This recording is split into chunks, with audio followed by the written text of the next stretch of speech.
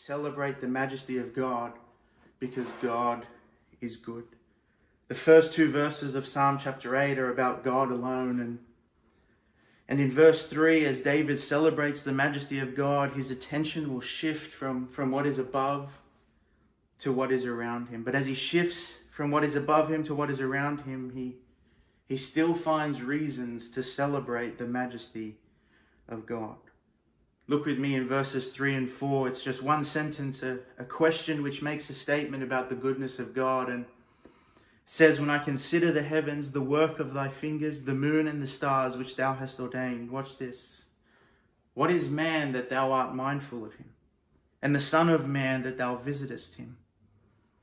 And these two verses here, David says that God's goodness is seen when his divine existence, God being above all, and God's immanence, that being him amongst us, work together in loving concern for human beings like you and I.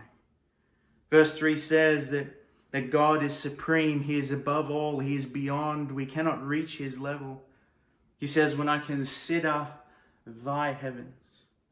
For many of us, the lights of the city block us from seeing the lights of the sky. I remember many years ago traveling to Vanuatu for a missions trip, and during that missions trip, as we were out, not in the city, you look up and you just see numerous stars. And I remember just thinking, wow, how awesome is this? I was only in year 5 or year 6, and I remember just thinking, man, the stars are not like this back home, and that's because we've got that city lights. But all I can say to that is what is mentioned in Psalm 19 verse 1. It says, "The heavens declare the glory of God, and the firmament showeth his handiwork." God is a God of greatness, and God is a God of goodness. Some may speculate that this psalm was maybe written by David when he was a teenager.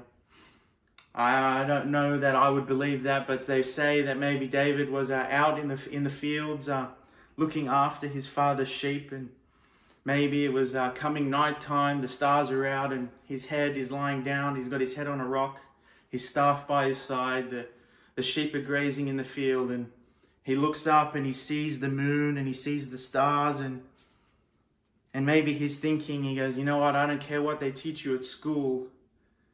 God made this.